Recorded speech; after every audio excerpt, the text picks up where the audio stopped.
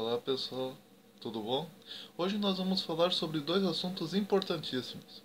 O primeiro deles é os tipos de leitura. O segundo deles é como estudar. Esses são dois temas bastante importantes e bastante debatidos hoje em dia, né? Porque o tipo de leitura que você faz pode muito bem decidir o tipo de compreensão do texto que você vai ter, né? E como estudar, né? Existem várias técnicas de como estudar. Aqui eu vou abordar apenas algumas e também como a pessoa pode se aprofundar numa determinada área. Bom, então começando com os tipos de leitura.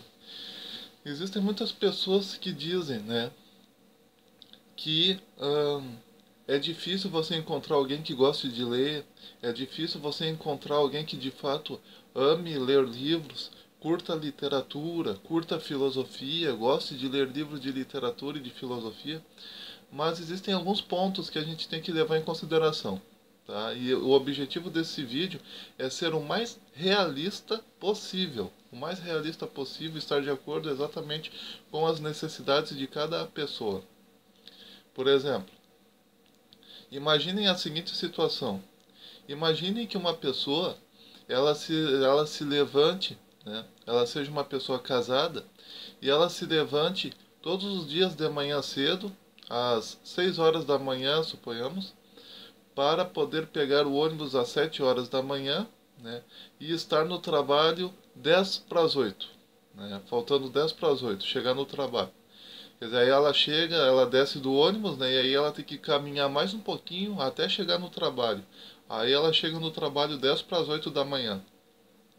Aí ela faz todos os seus afazeres no trabalho dela, trabalha direitinho e tal. Aí ela só consegue se liberar às 6 horas da tarde. Ou seja, ela só sai do trabalho 6 horas da tarde.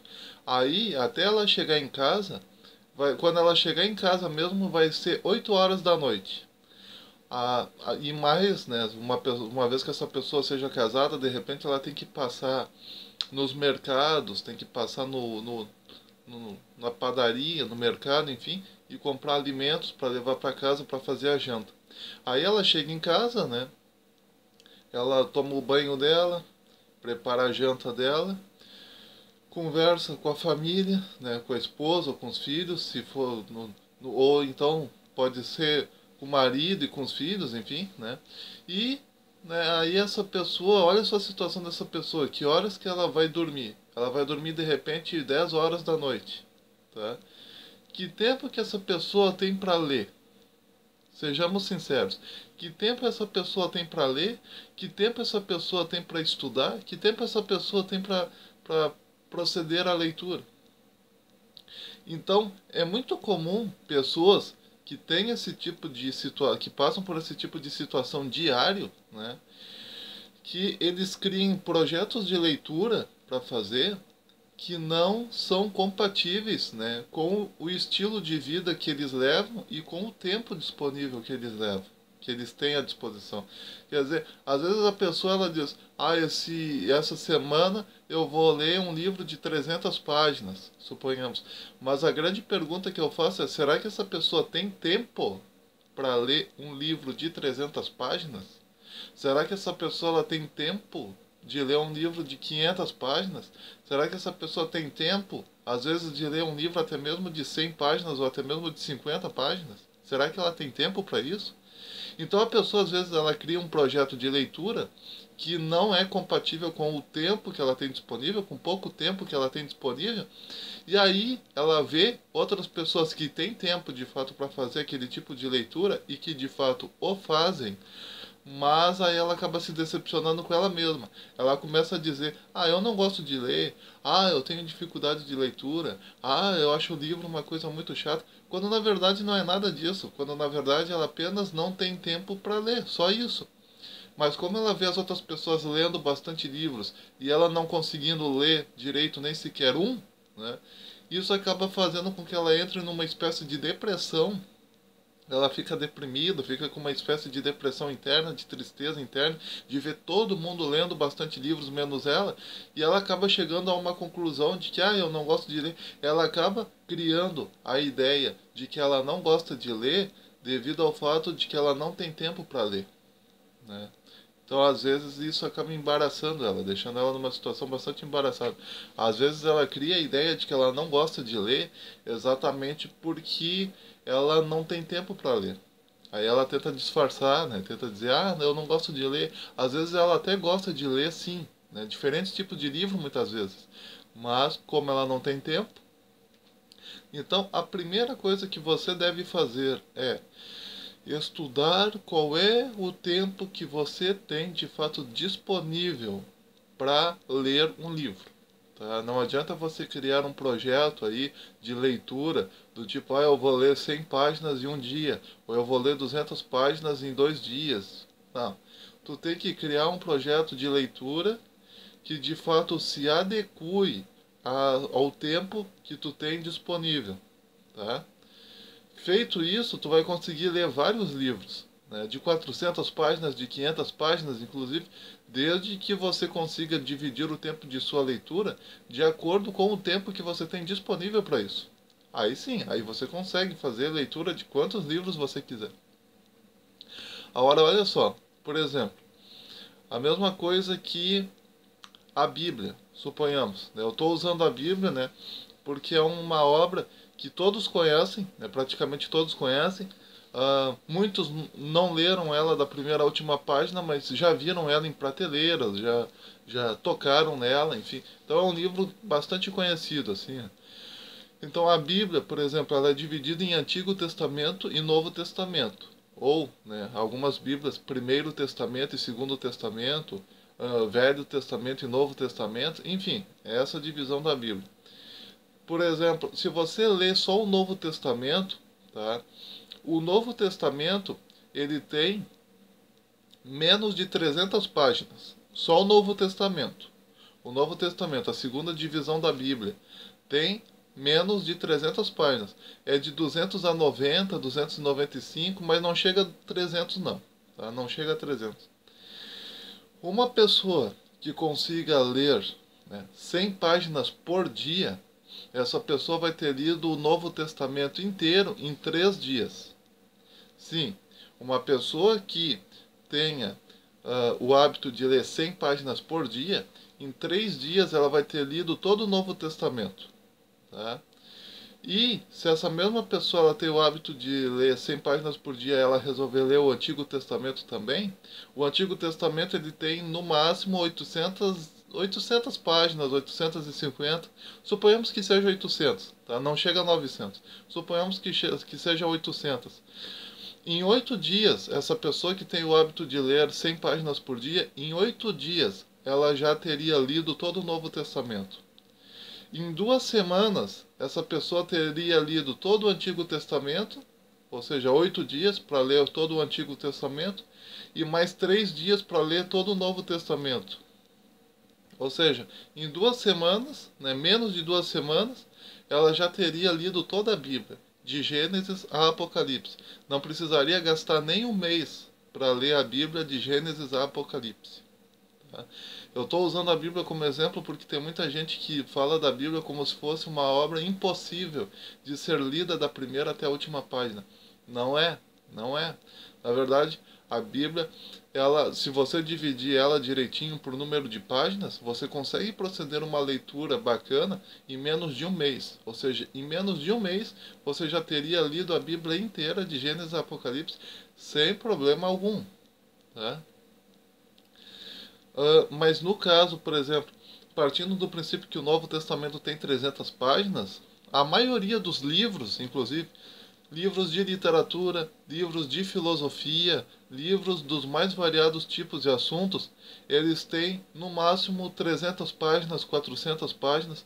Então, uma pessoa que lê 100 páginas por dia, essa pessoa rapidamente consegue ler um livro inteiro em uma semana, às vezes em 4 dias, às vezes em menos de 4 dias, essa pessoa já vai ter lido aquele livro de 400 páginas sem nenhum problema, entendeu? Agora, o que nós devemos levar em consideração é qual é o tempo disponível para a pessoa, tá? E quanto tempo ela leva para ler 100 páginas. Tem esse detalhe também. A melhor maneira de você descobrir isso é você pegar um reloginho, né? Colocar do lado assim, ou olhar para o relógio, vamos supor, e pegar um livro e dizer, ó, eu vou ler 50 páginas agora. Só 50 páginas. Eu vou ler 50 páginas desse livro. E vou analisar quanto tempo eu levo para ler 50 páginas. Aí tu vai lá, pega o livro, lê 50 páginas e olha para o relógio e anota no pedaço de papel que horas era quando você começou a ler aquelas 50 páginas e que hora é quando você terminou de ler as 50 páginas. Aí tu já sabe quanto tempo você leva para ler 50 páginas. Automaticamente você vai saber quanto tempo você leva para ler 100 páginas. Automaticamente você já vai saber quanto tempo você levaria para ler um livro de 200 páginas, de 300 páginas, quantos dias ou quanto tempo você levaria para fazer esse tipo de leitura. E aí você pode criar projetos de leitura que de fato sejam compatíveis com a capacidade que você tem de ler 50 páginas, 100 páginas, o tempo que você tem de leitura e o tempo que tu tem disponível também. Então, por exemplo, uma pessoa, tá?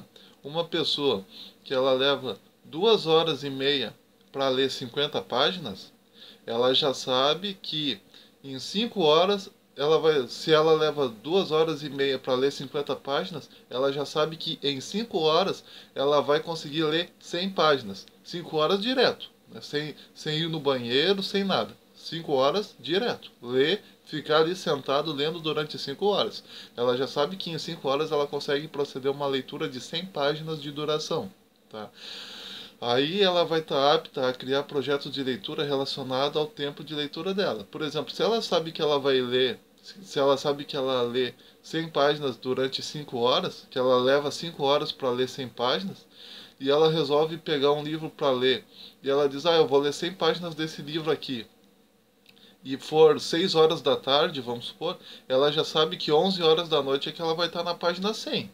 Então ela já sabe automaticamente que se ela começar a ler 6 horas da tarde aquele livro, ela não vai conseguir ler aquele livro todo se aquele livro tiver 200 páginas, só se ela ultrapassar a madrugada lendo, entendeu?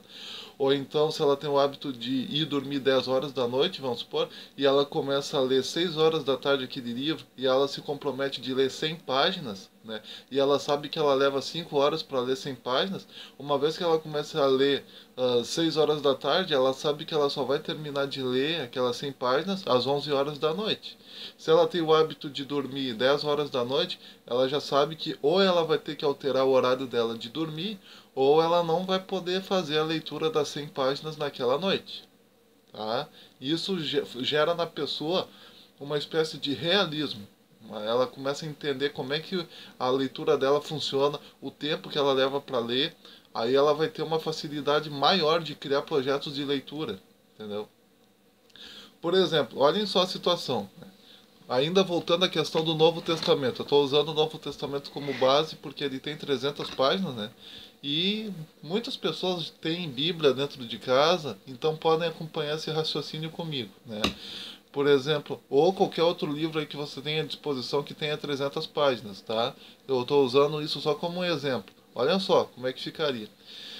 Uma pessoa, por exemplo, que ela tem tempo para ler, se ela lê 100 páginas por dia, e ela leva 5 horas para ler essas 100 páginas por dia, ela poderia muito bem começar a ler, suponhamos, às 5 horas, a 1 hora da tarde e terminar a leitura dela às 5 ou às 6 horas da tarde, né, por dia. Então, todas as tardes, ela lê 100 páginas daquele livro.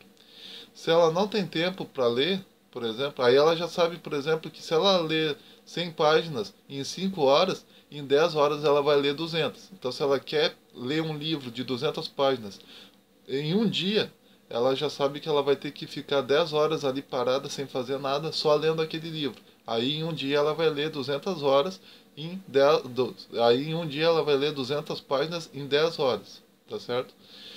Se essa pessoa ela não tem tanto tempo disponível, mas ela pode gastar, digamos que 2 horas e meia por aí, ou 2 horas e 50 por aí, de leitura, tá? Ela vai ler 50 páginas, tá? Em um dia. Vai ficar em um dia lendo durante mais ou menos 2 horas e meia, 2 horas, quase 3 horas por aí. Aí, em um dia ela vai ler 50 páginas. Em 2 dias, em 2 dias ela vai ler 100 páginas. Em 4 dias ela vai ter lido 200. Então, suponhamos que ela tenha, de fato, 2 horinhas para ler, ela já sabe que em 2 horas ela vai conseguir ler apenas 50 páginas, e aí ela vai poder criar um projeto de leitura para ela. Do tipo, eu peguei essa obra de 200 páginas, quanto tempo eu vou levar para ler essa obra? Aí ela já sabe, ela vai levar, em um dia, ela vai levar 2 horas para fazer a leitura de 50 páginas, no outro dia mais 2 horas 50 páginas, no outro dia mais 2 horas 50 páginas, no outro dia mais 2 horas 50 páginas. Então em 4 dias ela vai ter lido, né, todas as 200 páginas daquele livro que ela se comprometeu para ler. Tá? Aí tu sabe que ela vai poder criar um projeto mais realista. Suponhamos que essa pessoa ela tenha apenas 1 hora e 25, né? 1 hora e 25 de disponível, de tempo para ela. Ela só tem um tempo disponível de 1 hora e 25 minutos de duração. Se ela pegar um livro para ler e ela gastar 1 hora e 25 minutos para ler, ela vai ter lido 25 páginas, aproximadamente 25 páginas. Aí ela já sabe que ela levaria mais ou menos uma semana, né, lendo 25 páginas por dia, gastando 1 hora e 25 minutos por dia de leitura, ela levaria em uma semana, né, para ler 200 páginas. Suponhamos que essa pessoa ela seja uma pessoa que ela tenha que se, como naquele exemplo que eu citei, ela tenha que se levantar de manhã cedo, né, se levantar às 5, 6 horas da manhã para pegar o ônibus às 7 horas da manhã, para 10 para as 8 da manhã estar no trabalho, para poder voltar para casa só 8 horas da noite, né, passar na padaria ou no mercado, enfim, em algum outro lugar primeiro para levar comida para casa, chegar em casa, tomar um banho, né, fazer a comida, enfim, de tal maneira que essa pessoa ela vá dormir já exausta 10 horas da noite, suponhamos, ou até mesmo 11 horas da noite, para no outro dia, 6 horas da manhã, já ter que estar em pé.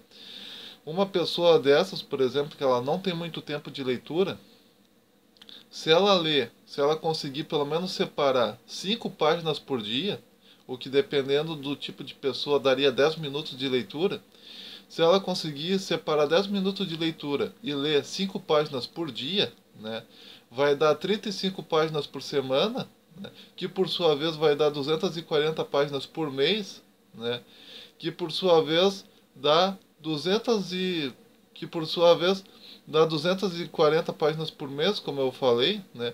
Em 2 meses essa pessoa vai ter lido uma quantia bem grande de páginas, entendeu? Então, recapitulando, se essa pessoa ela conseguir ler 5 páginas por dia, ela vai ter lido 35 páginas por semana, ela vai ter lido 140 páginas por mês, e ela vai ter lido em 2 meses 280 páginas. Tá? Então ela vai conseguir, essa pessoa super atarefada, ela já sabe que se, por exemplo, ela pegar o Novo Testamento e ela ler 5 páginas do Novo Testamento por dia, né, de repente 2 páginas de manhã antes de ir para o trabalho, mais 2 páginas de noite, ou 2 páginas e meia de manhã, mais 2 páginas e meia de noite, ou até mesmo ler as 5 páginas dentro do ônibus, quando ela estiver dentro do ônibus, ou dentro do metrô, ou dentro de qualquer outro tipo de veículo que ela use, né, para se locomover, para ir para o trabalho. Se nesse tempinho que ela tiver dentro do ônibus, por exemplo, ela conseguir ler 5 páginas durante aquele tempinho, e todos os dias ela lê 5 páginas por dia durante esse tempinho que ela está dentro do ônibus, ela vai ter lido, né, exatamente 35 páginas por semana do Novo Testamento, por exemplo, ou de qualquer outro livro que tenha 300 páginas de duração, ela vai ter lido 35 páginas por semana, ela vai ter lido por mês 140 páginas, e em 2 meses, se ela continuar nesse ritmo, ela já vai ter lido 280 páginas em um mês, em 2 meses, melhor dizendo. Aí, em 2 meses, ela vai ter lido todo o Novo Testamento, lendo apenas 5 páginas por dia. Então dá para tu fazer isso. Lembrando que são 5 páginas em uma semana, né? 5 páginas por dia, de uma semana de 7 dias, tá? Então quer dizer, dá para ler, assim, dá para ler um livro de 300 páginas em 2 meses, né?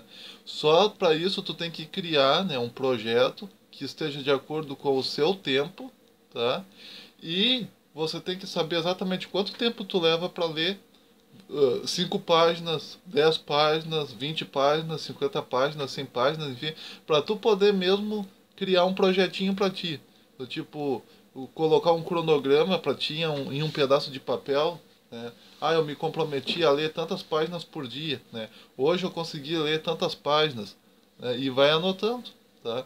Então, em 2 meses tu lê 300 páginas sem nenhum problema, tá? Sem precisar mexer muito no teu tempo, no teu pequeno tempo disponível, tá? Lembrando que existem 2 tipos de leitura: a leitura scanning, a leitura skimming. A leitura scanning, a palavra scanning significa procura em inglês. Traduzido do inglês para o português significa procura, scanning. No caso, daí vem a palavra escanear, né, que é um aportuguesamento da palavra inglesa to scan, né, que traduzido significa procurar. Então, no caso do scan, né, scan tem a ver exatamente com procura. Você se lembra que nos aparelhos televisores, né, quando tu vai fazer a sintonia de canal, para que aquele aparelho televisor ele deixe à disposição na lista de canais deles apenas os canais que estão abertos, né, e não os canais que estão fechados, e nem os canais que têm algum tipo de problema de, de comunicação assim com a antena do televisor. Então, o aparelho televisor, naquele momento, ele começa a procurar de maneira automática, né, a chamada sintonia automática de canais. O aparelho televisor, naquele momento, começa a procurar, né, pelos canais que estão abertos, para criar uma listinha para ti apenas dos canais que estão abertos, para quando tu apertar o botão do channel, né, do canal, tu possa ir direto só nos canais que estão abertos, sem ter que passar por nenhum canal que esteja fechado ou que esteja sendo interrompido, né, por dificuldades. No caso, por exemplo, então, leitura scanning significa exatamente isso, né? Uma leitura que tu pega um livro e tu, ao invés de ler o livro inteiro, tu só lê aquela palavra que tu está procurando, tá? Tu só procura por uma determinada palavra, né? Passa os teus olhos rapidamente pelo texto, né, e pelas páginas do texto, até tu achar aquela palavra que tu está procurando. Por exemplo, seja o nome de algum personagem que tu esteja procurando naquele texto, seja qualquer outra coisa. E isso é chamado de leitura scanning, ou seja, leitura do tipo procura. Agora, existe um outro tipo de leitura também chamada de leitura skimming. A leitura skimming é aquele tipo de leitura rápida que a maioria das pessoas fazem, em que elas leem assim, um livro de maneira linear, enfim, seria a leitura skimming. Agora, uma das coisas que a gente precisa analisar, assim, ó, é por que as pessoas têm muitas vezes dificuldade para ler, para fazer a leitura. Assim, ó, não é que as pessoas não gostem de ler. Tem muita gente que estufa o peito, né, e diz: "Não, você tem que aprender a gostar de ler". Não, não é assim. Quer dizer, a maioria das pessoas gosta de ler, tá? A maioria das pessoas gosta de proceder a algum tipo de leitura, de repente uma leitura de ficção, de repente uma leitura de literatura, de repente uma leitura de filosofia, de repente uma leitura de algum livro religioso. Quer dizer, todo mundo no fundo gosta de ler. As pessoas gostam de ler livros que de fato tenham aquele assunto pelos quais elas se interessem, mas na verdade todo mundo gosta de ler, se você parar para analisar. Então por que a maioria das pessoas não lê? Alguém de repente esteja perguntando. A lógica é a seguinte, ó. Por exemplo, ler um livro de literatura. Vamos pegar apenas a literatura como exemplo agora. Por exemplo, um livro de literatura do Franz Kafka, por exemplo, ou do Dostoiévski. Vamos supor Dostoiévski, tá? A obra Crime e Castigo de Dostoiévski, né? Que é um livro, né, grosso, é um livrão, assim, 500 páginas, 600 páginas por aí. Tá. Crime e Castigo de Dostoiévski. Uma pessoa, por exemplo, que lê 5 páginas por dia dele, vai levar aproximadamente uns 4 meses para ler ele todo, lendo 5 páginas por dia. Em 4 meses vai ter lido todo o Crime e Castigo de Dostoiévski. Tá, mas aí então, por mais atarefada que a pessoa seja, tem que trabalhar assim 8, 9 horas por dia, 10 horas por dia, ou então trabalha 8 horas por dia, mas por causa dos ônibus ela acaba tendo que ficar mais tempo fora de casa do que dentro de casa. Mas essa pessoa ela consegue ler 5 páginas por dia, em aproximadamente 4 meses ela vai ter lido toda a obra Crime e Castigo de Dostoiévski, né? Prestando atenção nos detalhes, analisando e tal. Então, por que a maioria das pessoas não lê, por exemplo, Crime e Castigo de Dostoiévski? A lógica é a seguinte: Uma obra do tipo Crime e Castigo de Dostoiévski, vamos supor, dependendo do lugar que tu procura, pode custar R$ 10, pode custar R$ 15, pode custar R$ 20, né? Em lugares mais caros, vamos supor, de repente vai custar mais do que R$ 20, né? Se o lugar for mais barato, vai custar de repente menos de R$ 15, né? Mas cada lugar vai fazer, enfim, tem essa questão do preço, tá? Aí suponhamos que a pessoa gaste R$ 20 para ler a obra Crime e Castigo de Dostoiévski, literatura, beleza? Ela leu o Crime e Castigo de Dostoiévski. Mas aí surge a pergunta básica. Quando você lê um livro, o que você gosta de fazer depois da leitura daquele livro? Você gosta de conversar com as pessoas sobre aquele livro que você leu? Sim ou não? Sim, é uma tendência natural do ser humano. Quando você vê um filme que tu achou bacana, a tua tendência natural é conversar com as pessoas sobre aquele filme. Quando você vê uma novela que você tem achado bacana, a tendência sua é conversar com as pessoas sobre aquela novela que você achou bacana. Quando você ouve uma música que você tem achado bacana, a sua tendência natural é conversar com as pessoas sobre aquela música que você ouviu e que você achou bacana. Quando você joga um jogo de videogame, vamos supor, a sua tendência, que tu tenha gostado, a sua tendência é querer conversar com as pessoas sobre aquele jogo de videogame que você jogou. Enfim, isso daí é uma tendência natural nossa, de todo ser humano. Quando você gosta de alguma coisa, a sua tendência é mostrar para as pessoas aquilo que você gosta, seja uma roupa, seja algum objeto que você tenha olhado e achado bacana. Enfim, é a nossa tendência natural compartilhar com as pessoas aquilo que a gente gosta, né? Só que no caso da literatura, por exemplo, tu leu a obra Crime e Castigo de Dostoiévski. Com quem tu vai conversar sobre essa obra? Essa é a perguntinha básica que eu faço. Com quem você vai conversar sobre essa obra? Com quem você vai falar? Com quem você vai trocar experiências? Com quem você vai interagir sobre essa obra? Entendeu? A maioria das pessoas nunca leu nenhuma obra de Dostoiévski. A maioria das pessoas não gosta de literatura, de nenhuma obra de literatura, porque acham que literatura é uma bobagem, é um conjunto de ficções, de coisas que não existem e que as pessoas ficam comentando como se existissem. Então, quer dizer, ninguém vai querer conversar contigo sobre a obra Crime e Castigo de Dostoiévski. E se tu inventar de conversar com elas sobre a obra Crime e Castigo de Dostoiévski, e você dizer, por exemplo, que você foi numa livraria que cobrou, vamos supor, R$ 20, né, ou R$ 15, as pessoas ainda vão censurar você. As pessoas ainda vão censurar você, vão dizer, nossa, com esse dinheiro você poderia ter comprado um monte de coisa ao invés de um livro que tu vai ler, e como tu não vai poder conversar com ninguém sobre aquele livro, o máximo que tu vai fazer é colocar na prateleira e deixar criar poeira, né? Ou então mais tarde, de repente, suponhamos que tu tenha gostado, tu vai ler de novo, mas tu não vai ter ninguém para conversar sobre aquele livro. Com quem tu vai poder conversar sobre aquele livro? Aí, se tu tiver a sorte de ter algum vizinho que gosta de literatura, aí uma vez por semana, de repente, tu vai poder se encontrar com ele e conversar com ele, né? Mesmo que em cima do muro, ou na rua, enfim. Então é muito complicada essa questão. Às vezes as pessoas dizem, por que as pessoas não gostam de literatura? Veja, as pessoas não gostam de literatura exatamente porque depois que tu lê um livro de literatura, tu não tem ninguém com quem conversar sobre aquele livro. É um livro que vai ficar na tua prateleira criando poeira, entendeu? A menos que tu seja formado, né, formada ou formado em alguma área relacionada à leitura de livros, né, filosofia, história, letras, geografia, teologia, enfim, alguma área das humanas, por exemplo, que tenha bastante leitura de livros, né, e que tu possa usar de repente aquele livro de literatura como um exemplo para o artigo que tu está escrevendo para alguma revista científica ou para algum trabalho acadêmico que tu esteja realizando, a menos que seja por isso, dificilmente tu vai pegar aquele livro para ler, porque tu não vai ter ninguém para conversar com aquele livro. A maioria das pessoas que dizem que gostam de literatura é porque elas aprenderam a gostar de literatura devido a trabalhos acadêmicos que elas tiveram que realizar, artigos que elas tiveram que escrever para revistas, ou para revistas científicas, ou para revistas não científicas, enfim. Aí, claro, aí para essa pessoa é lógico que ela aprendeu a gostar de ler, entendeu? De ler livros de literatura. mas a maioria não tem isso. Não tem nenhum colega de trabalho que gosta de ler livros de literatura, não tem ninguém que gosta de ler livros de literatura.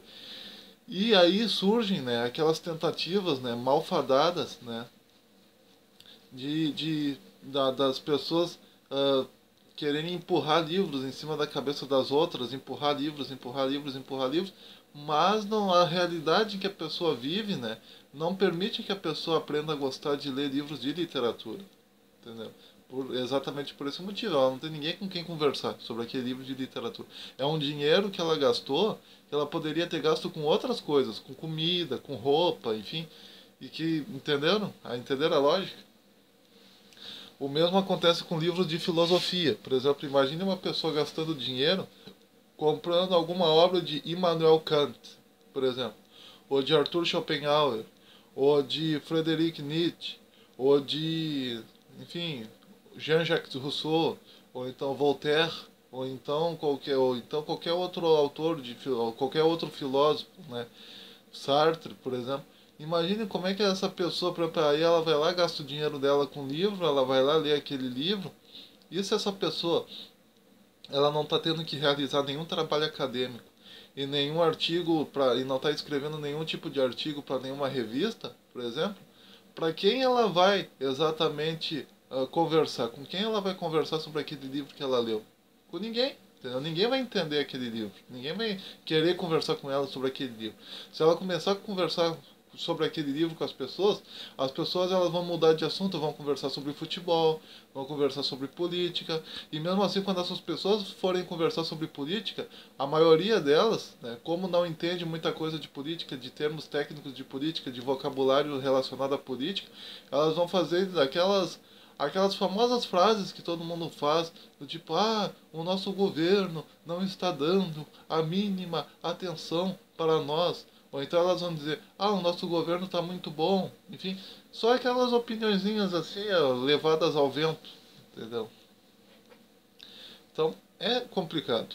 Então tu nota que o motivo pelo qual a pessoa ela não compra livros de literatura para ler é exatamente pela falta de motivação, né? Tanto dentro da família, quanto dentro do círculo de amigos da qual ela faz parte, quanto dentro da comunidade local na qual ela faz parte. Então ela não tem por que ler, entendeu? Ela não tem com quem conversar sobre os livros de literatura ou de filosofia que ela leu. E para ajudar ainda mais, né, existe a questão do preço, né? Qualquer livrinho aí de, vamos supor, 50 páginas, às vezes custa R$ 10, entendeu? Uh, Outras vezes uma quantia ainda maior. Por exemplo, é muito comum, vamos supor, as editoras, muitas delas, né, não todas, mas algumas editoras, de repente elas têm o hábito de, se elas vão publicar um livro, que aquele livro ele tenha pouquinha página, tipo só 50 páginas, e a editora sente que não vai ganhar um grande lucro com aquilo ali, o que ela faz? Ela muitas vezes coloca no início daquele texto uma introdução gigantesca feita por algum comentarista ou algum crítico daquele tipo de assunto, né? Só para aumentar o número de páginas daquele livro, para no mínimo dar umas 100 páginas, umas 120 páginas, para ela poder cobrar, né, uma quantia maior em cima daquele livro, uma quantia maior do que aquilo que ela cobraria se ela tivesse deixado o livro com apenas as 50 páginas que o autor escreveu. Existe isso também, isso acontece também. Não é todas as editoras que fazem isso, tá? Mas algumas fazem. Por exemplo, um outro hábito muito comum das editoras fazer é exatamente a questão de tu pegar, por exemplo, uma obra, vamos supor, um conto de um autor que tenha dado 30 páginas no máximo aquele conto, né? E aí a editora vai lá e ela coloca dois contos daquele autor no mesmo livro para poder aumentar o número de páginas e ela poder cobrar, né, uma quantia um pouquinho maior, porque não seria interessante para a editora, né, vender um livrinho aí de 30 páginas e cobrar de repente menos de R$ 5, entendeu? Então existe essa questão do preço também. O preço aqui no Brasil, né, os livros aqui no Brasil, né, o preço deles é muitas vezes exorbitante, né? Em vários outros lugares do mundo, né, na Europa, por exemplo, nos Estados Unidos, um livro aí custa bem pouquinho. Para vocês terem uma ideia, brasileiros que vão para a Europa, né, fazer viagem turística ou para algum outro tipo, muitos deles que gostam de leitura, né, eles voltam, né, para o Brasil com uma mala cheia de livros, entendeu? Porque lá na Europa, por exemplo, os livros custam uma quantia bem pequena, entendeu? Seria quase centavos, né, quando comparado com a unidade monetária do Brasil, seria quase centavos, né, os livros na Europa. Né? E nos Estados Unidos também, o preço do livro lá nos Estados Unidos é bem barato, porque as pessoas lá elas têm o hábito de leitura. Então, por exemplo, é muito comum tu ver cafés, né, nesses filmes que a gente assiste, né, filmes norte-americanos. Às vezes o personagem vai num lugar lá que tem café e que as pessoas estão conversando sobre livros, né, tem um palco em que alguém fica declamando poemas em cima daquele palco, as pessoas ficam conversando sobre livros. Quer dizer, e isso faz com que os livros custem menos lá nos Estados Unidos, por exemplo. Então é muito comum, né, tu ver nesses filmes que às vezes para resolver qualquer tipo de problema, às vezes o personagem vai lá e compra um livro, né? O cara não sabe, por exemplo, trabalhar com madeira, vai lá e compra um conjunto de livros, e aí tu vê o personagem naquele filme lendo aqueles livros para trabalhar madeira, né? Saber como fazer qualquer tipo de objeto de madeira. Ou então algum outro tipo de coisa. Então, quer dizer, nos Estados Unidos e na Europa, por exemplo, os livros custam uma quantia bem pequena. Então, por isso que é muito comum nesses filmes tu ver os personagens lendo um número gigantesco de livros, assim como uma biblioteca dentro do quarto, dentro de casa, uma prateleira cheia de livros. Aqui no Brasil é bem mais complicado. Entendeu? Aqui no Brasil, às vezes, qualquer livrinho aí bobo custa 10 páginas, 20 páginas. Então, o que que sobra para as pessoas? Bom, o livro, ele custa caro no Brasil. A pessoa sabe que se ela for comprar um livro, ela vai ter que pagar um preço exorbitante. Então, o que que ela acaba fazendo?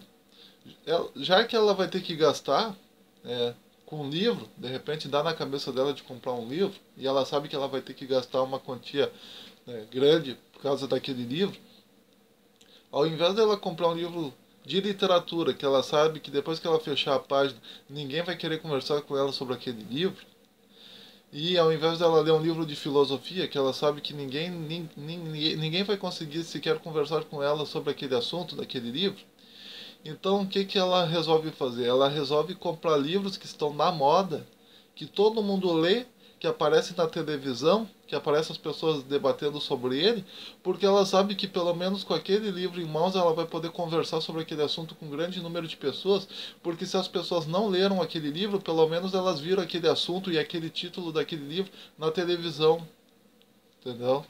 Então tem esse detalhe também. A pessoa ela diz, bom, já que eu vou ter que gastar com livro, então que eu gaste com um livro cujo assunto é debatido na televisão. Entendeu? Todo mundo já ouviu falar daquele título daquele livro, tá na moda aquele livro, virou um modismo literário aquele livro, as pessoas querem comentar sobre aquele livro. Então eu já sei que no meu pequeno círculo de amigos, como eu li aquele livro que está na moda, as pessoas vão dizer, ó, oh, ele leu aquele livro que está na moda. Por exemplo, na época, teve um livro muito famoso aí, na época que eu era adolescente, tá, que eu era mais novo, teve um livro aí muito famoso na época que era o Código da Vinci, né, escrito pelo Dan Brown. Então era moda tu ler aquele livro naquela época. Então, por exemplo, se tu dizia, ah, eu li o Código da Vinci de Dan Brown, entendeu? Era um livro que não ficava na prateleira, porque todo mundo queria saber detalhes daquele livro porque estava na moda. Os programas de televisão, né, os apresentadores de televisão levavam especialistas para falar sobre aquele livro. Mas como se tratava de um livro, né, que foi um modismo, digamos assim, não era uma obra assim que tivesse uma quantia gigantesca de informações a acrescentar na tua vida, e aquelas questões que o livro trabalhava eram questões que há muito tempo já tinham sido debatidas e que, portanto, não estava trazendo nada de novo. O que que aconteceu? Depois que terminou a moda de ler aquele livro, acabou ninguém mais sequer comentando sobre aquele livro. Hoje em dia, se tu inventa de falar do Código da Vinci de Dan Brown, muitas pessoas, né, sequer vão saber de que livro tu tá falando, entendeu? Porque de repente não viveram naquela época, ou enfim, não prestaram muita atenção naquela época. Então, quer dizer, Hoje, então, o problema do livro não literário é que ele te torna famoso durante um tempo no teu círculo de amigos por tu ter lido aquele livro, porque todo mundo está comentando aquele livro na televisão, nos filmes, no rádio, nos programas de televisão, enfim. Mas também depois que passa aquela febre daquele livro, aquele modismo, aquela febre daquele modismo termina, a pessoa acaba então se vendo, né, numa situação em que o livro dela começa a criar poeira. Aí, geralmente nessa hora, a pessoa acaba vendendo aquele livro que está criando poeira, a pessoa acaba vendendo num sebo, né, muitas vezes por um preço bem menor do que aquele que ela comprou, né, e aí ela vai usar aquele dinheirinho, né, que ela ganhou ali para comprar alguma coisa, alguma coisa mais importante, mais significativa para a família, para ela, enfim. Então, essa situação do leitor brasileiro, essa situação da maneira como a gente lê livros aqui no Brasil. Então, eu estou fazendo esse vídeo aqui de propósito, né, falando sobre os tipos de leitura, sobre essa questão da divisão, né, tantas páginas por dia, para ler um livro de tantas páginas de duração. Estou falando sobre tudo isso daqui, né, para vocês poderem refletir junto comigo, para vocês entenderem, né, que eu não faço esses vídeos aqui com a cabeça no vento. Do tipo, eu gosto de ler, poucas pessoas no Brasil gostam de ler. Não, isso é uma opinião assim que as pessoas têm, de que poucas pessoas no Brasil gostam de ler. Isso é uma opinião, assim, ó, uma opinião cujo fundamento é o vento. Tá? Não é uma opinião baseada em fatos, não é uma opinião com uma base sólida.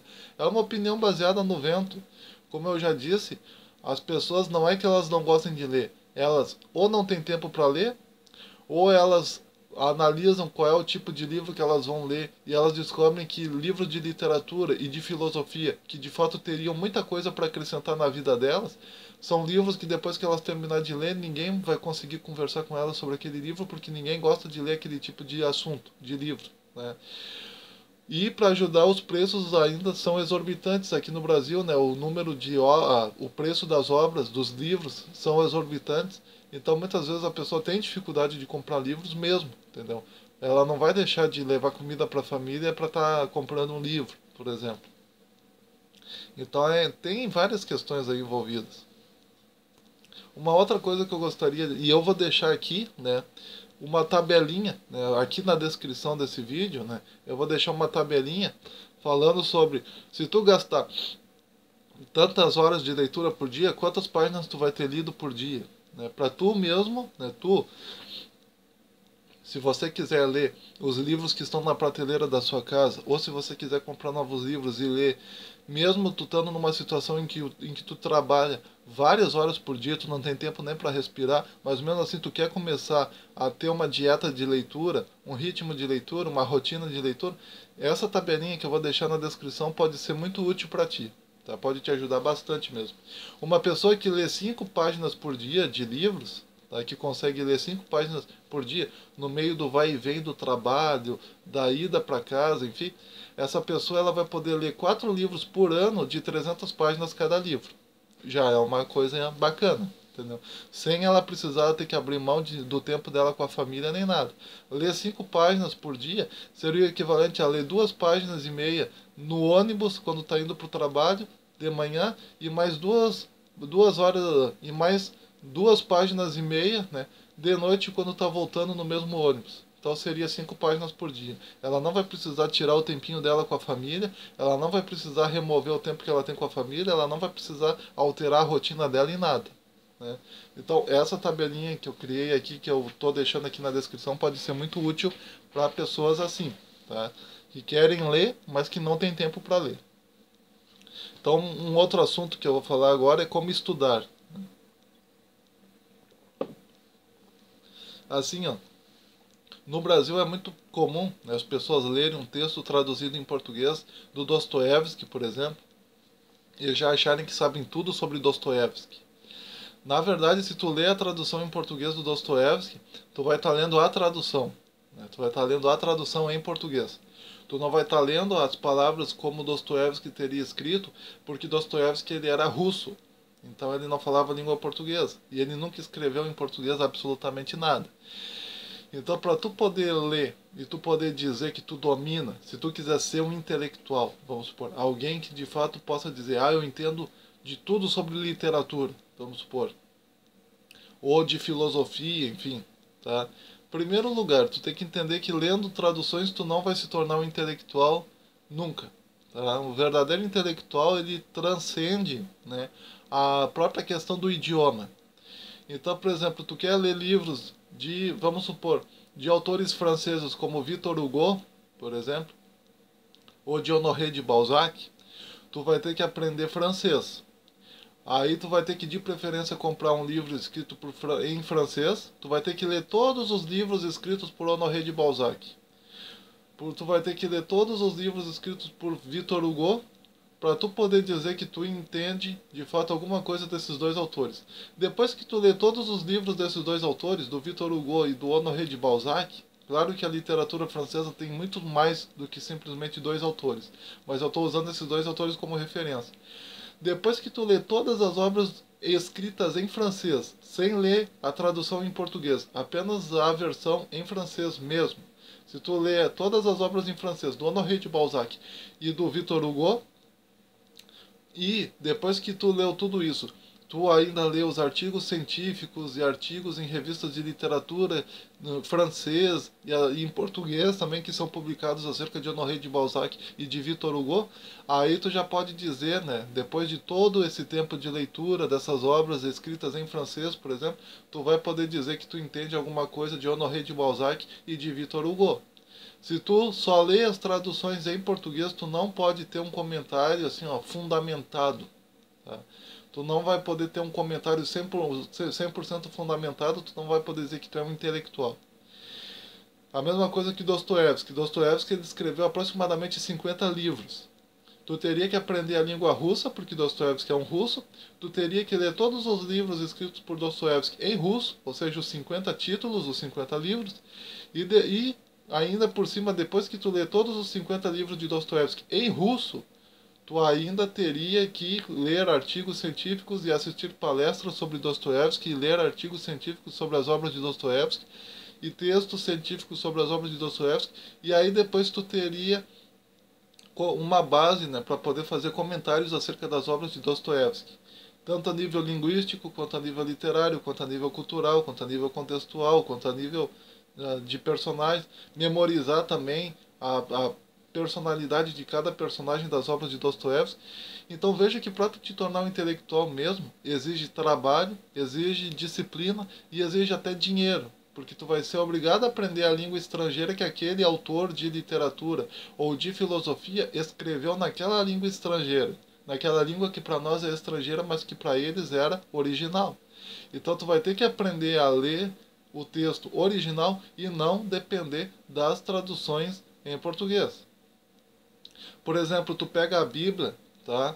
A Bíblia em hebraico, o Antigo Testamento em hebraico, na versão original, porque a versão original é o hebraico no Antigo Testamento. O primeiro testamento da Bíblia foi escrito todo em hebraico, não em português, nem existia a língua portuguesa naquela época. Tu vai ter no capítulo 1, nos primeiros versículos do livro de Gênesis, que é o primeiro livro da Bíblia, tu vai ter escrito, ó, Bereshit bara Elohim et hashamayim ve'et haaretz ve'haaretz hayeta tohu vavohu ve'roshel penoi terron. Então, por exemplo, tu vai ter aí uma rima entre, por exemplo, Bereshit bara Elohim et hashamayim. Tu vai ter uma rima entre Elohim, ou Elohim, e Hashamayim. Hashamayim significa os céus, na língua hebraica, e Elohim, ou Elohim, significa Deus. Né? Tem a ideia de Deus no plural. Né? Seria deuses, mas é no sentido de todos os poderes de Deus. Né? Ou, como diriam os cristãos, né, a Trindade, Deus Pai, Deus Filho e Deus Espírito Santo, seria esses Elohim aí. Mas tu vê então a rima do Elohim com a rima do Hashamayim. Tá? Então, Ain, né? Nas duas tu tem o Im no final, representado na língua hebraica pelo Yud e pelo Mem, pelas letras Yud e Mem. Agora, na tradução em português, Tu tem, no princípio Deus criou os céus e a terra estava sem forma e vazia, e havia trevas sobre a face do abismo, e o Espírito de Deus se movia sobre a face das águas. Então disse Deus, haja luz e houve luz, e viu Deus que a luz era boa, e fez Deus separação entre a luz e as trevas. E Deus chamou dia a luz e noite as trevas, e foi a tarde e amanhã o dia primeiro. Pergunto, tem alguma rima aí dentro? Não. Então na tradução, a primeira coisa que tu vê, assim, de maneira visível, é exatamente a perda da rima, a perda do ritmo, a perda da rima, porque muitos desses textos da Bíblia do Antigo Testamento eles eram até mesmo cantados para facilitar a memorização das pessoas que estivessem aprendendo aquele texto. Então, os textos do Antigo Testamento, o livro do profeta Isaías, por exemplo, ele tem rimas de todos os tipos que tu possa imaginar. Então, aquelas profecias, elas eram praticamente sonetos, né, no Antigo Testamento, né? Então, quer dizer, uma pessoa daquela época, ela teria uma facilidade gigantesca de memorizar. Aí tem gente que diz, bah, mas como é que as pessoas daquela época memorizavam com uma facilidade tão grande? É porque o texto delas era uma música. Por exemplo, o texto, o livro de Salmos, né, chamado na língua hebraica de Terrilim, se eu não me engano, o livro de Salmos, na língua hebraica, por exemplo, é rima por cima de rima, né? Por exemplo, Mi Raish, Rehafet Zahaim, O Reviame Elerotov, por exemplo. Tu tem uma musicalidade nessa frase. Traduzido em português, quem é o homem que deseja, né, uma vida longa? Né? A parte a sua língua do mal, né? Siga a paz, né? Procure a paz e siga. Seria mais ou menos essa ideia nesse contexto todo. Quer dizer, mas daí tu perde isso na língua portuguesa, tu perde a rima na língua portuguesa, tu perde a musicalidade na língua portuguesa. Então, toda tradução tem esse problema. Tá? Não existe uma tradução perfeita. A questão não é os tradutores, é que toda tradução ela envolve necessariamente a alteração de uma cultura para outra. Então, tu tem o texto original num contexto e numa cultura específica, e tu tem depois a tradução em português, por exemplo, ou em inglês, ou em espanhol, enfim, que tu perde aquela musicalidade, aquele contexto cultural do texto original, por exemplo. Por exemplo, naquela grande obra escrita por Homero, a Ilíada, tu tem as seguintes palavras no início: Andras moienepemoucha, né? Que daí depois tu vai ter uma rimazinha de leve. Na hora em que as pessoas vão traduzir para o português, elas vão traduzir como do homem canta, ó musas, né? Aí tu já perde totalmente a tradução, totalmente a rima na tradução. Sem falar que enepe pode ser no grego, pode ser traduzido tanto como falar como também cantar. Tem essas duas traduções. Então aí o tradutor vai ser obrigado a fazer uma opção, que ele não sabe nem se foi a opção que o Homero fez quando escreveu esse texto. Então, quer dizer, é bem complicado esse negócio de tradução. Toda tradução é uma recriação textual e também, de alguma maneira, digamos assim, uma interpretação do tradutor. Às vezes o mesmo texto ele é traduzido com diferentes palavras, entendeu? Num determinado idioma. Então, é bem complicado essa questão da tradução. Dessa maneira, se você quiser dizer que você entende mesmo de filosofia ou de literatura, tu vai ter que ler, né, todos os livros escritos por filósofos ou por autores de literatura nos seus idiomas originais. Tu vai ter que ler, por exemplo, 50 obras de Dostoiévski em russo. Para isso tu vai ter que gastar dinheiro aprendendo russo, e tu ainda vai ter que gastar dinheiro comprando livros em russo, 50 livros em russo, para tu dizer que de fato entende as obras de Dostoiévski, tu tem a habilidade de conversar sobre a maneira como o autor usava o idioma russo nas suas criações literárias. E isso não é algo que qualquer um possa fazer. Tu vai ter que guardar uma boa quantia em dinheiro para poder fazer isso. Tu vai ter que ter vontade de fato virar um intelectual para poder fazer isso. Então, quer dizer, as pessoas, elas muitas vezes aqui no Brasil, elas leem um livro, às vezes por mês, de um determinado autor, elas já acham que sabem tudo sobre aquele autor, já empinam o pescoço, já empinam o nariz, já acham que sabem tudo, que são melhor que todo mundo. Não, meu filho.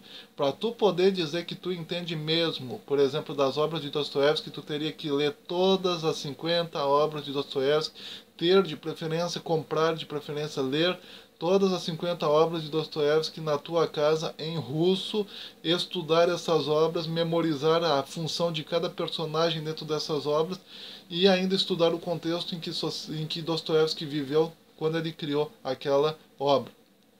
Então não basta fazer curso disso, curso daquilo, curso daquele outro. Intelectualidade é algo para a vida, é um modus vivendi, é um modo de vida. É um sistema de vidas. Se você de fato quer ser um intelectual e de fato poder levantar o seu nariz, né? Claro que nenhuma pessoa verdadeiramente intelectual vai fazer isso, mas suponhamos que tu quisesse virar de fato um intelectual, levantar o seu nariz, se sentir melhor do que os outros, tu teria que aprender vários idiomas e ler textos originais naqueles idiomas, feitos por autores importantes daqueles idiomas, e mais artigos científicos sobre aqueles textos, e revistas científicas e palestras sobre aqueles textos, para tu poder dizer que tu tem uma opinião firme sobre aquele autor ou sobre aqueles autores. Isso é para pessoas que têm uma boa quantia de dinheiro guardada e para pessoas que têm tempo para poder aprender idiomas estrangeiros e estudar de fato a opinião de cientistas acerca daquelas obras literárias ou daquelas obras filosóficas. Então, intelectualidade é uma coisa séria, é uma coisa difícil de se obter e é um modo de vida. Tá? Aqui, por exemplo, eu trago livros escritos em português, porque é o que eu leio. Eu não sei o idioma russo, eu tenho dificuldades nessas coisas, entendeu? Eu até consigo, de fato, aprender alguma coisa de algum idioma estrangeiro aí, mas né, eu não tenho... É complicado, entendeu? A maioria das pessoas também tem dificuldade, então é muito difícil tu conseguir, de fato, se considerar um intelectual. Entendeu? Intelectualidade é um estilo de vida, é um modo de vida, é a tarefa de um pesquisador que decide ser um pesquisador a vida inteira, em que ele não estuda apenas 1 hora por dia, 2 horas por dia, mas sim que a vida dele é um contínuo estudar. Né? Tu pega, por exemplo, a Bíblia, tu pega um exegeta, por exemplo, uma pessoa que passa a vida inteira estudando a Bíblia, ela vai saber grego, ela vai saber hebraico, ela vai saber aramaico, ela vai saber ler textos em pergaminhos antigos e papiros antigos, ela vai... Porque isso é intelectualidade. Ser intelectual é isso. Ser intelectual é ter esse sentimento de pesquisador, de explorador, não é ler um livrinho em português e já achar que sabe tudo sobre aquele assunto. Tá? Então a maioria de nós não é intelectual, não importa os cursos que tu fez, né? Escola, universidade, curso técnico, curso profissionalizante, não importa, isso não te torna um intelectual. Tá? Intelectual é um estilo de vida que exige tempo, exige dinheiro, portanto é um estilo de vida caro, né? Que não é para qualquer pessoa. A pessoa ela tem que de fato querer e lutar para obter isso. Tá? Exige luta, exige esforço, exige dedicação, exige às vezes até transcendência do seu próprio estilo de vida, do seu próprio modus operandi, do seu próprio modus vivendi. Então, por isso que muitas pessoas resolvem se dedicar a textos de literatura brasileiros mesmo, porque daí elas não vão ter que aprender nenhum idioma estrangeiro nem nada. Aí ela vai poder, se ela conseguir ler todos os livros escritos por Machado de Assis, todos os contos, as crônicas, os romances e poemas escritos por Machado de Assis, e ela poder ler os artigos científicos e teses e dissertações e palestras feitos em cima de Machado de Assis, aí essa pessoa vai poder opinar acerca de Machado de Assis e vai ser mais fácil, porque ela não vai ter que aprender nenhum idioma estrangeiro. Então tem muita pessoa no Brasil que decide, para virar intelectual, decidem se dedicar a textos brasileiros e autores brasileiros de literatura do século XIX, por exemplo, porque é mais fácil. É mais fácil para tu comprar livros, é mais fácil para tu não vai ter que aprender nenhum idioma estrangeiro. Então fica aí a dica, né? De repente, se você não tem dinheiro e se você não tem muito tempo e tu quer virar um intelectual, vamos supor, use textos em português, use autores, né, que escreveram textos em português e não se e fique nisso, digamos assim. Aí se algum dia tu melhorar de vida e tu tiver mais tempo, aí sim, aí tu pode querer de repente estudar russo para ler as obras de Dostoiévski em russo, estudar francês para aprender as obras dos autores, filósofos e literatos franceses, enfim, tá? Aí vai ser contigo. Seria o equivalente, por exemplo, a tu aprender chinês para tu poder ler autores escritos em chinês, né? Autores que escrevem em chinês, e tu poder de fato dizer que tu entende, né, aqueles autores escritos em chinês, né? Uma pessoa que lê autores traduzidos do chinês para o português não pode dizer que leu esses autores, tu leu a tradução desses autores. Então tá aí, pessoal, esse videozinho, né, de quase 1 hora de duração, né, e que eu discuto sobre os tipos de leitura, né, lembrando que eu vou deixar na descrição a tabelinha, né, de tempos de leitura, quantas páginas e quantas horas uma pessoa leva para ler, em média, né, para tu poder criar o teu próprio sistema de leitura e não ver nenhuma pessoa se intrometendo na tua vida dizendo quanto tu deve ler por mês ou por ano, tá certo? Então compartilhe esse vídeo, dê o seu joinha, se inscreva, comente, né, participe. Um forte abraço e até mais. E agora você sabe o que você tem que fazer para ser um intelectual, né? É isso, na verdade é isso. Dito de maneira fria, é isso. Compartilhe esse vídeo, divulgue esse vídeo, participe, comente, se inscreva. Um forte abraço e até mais.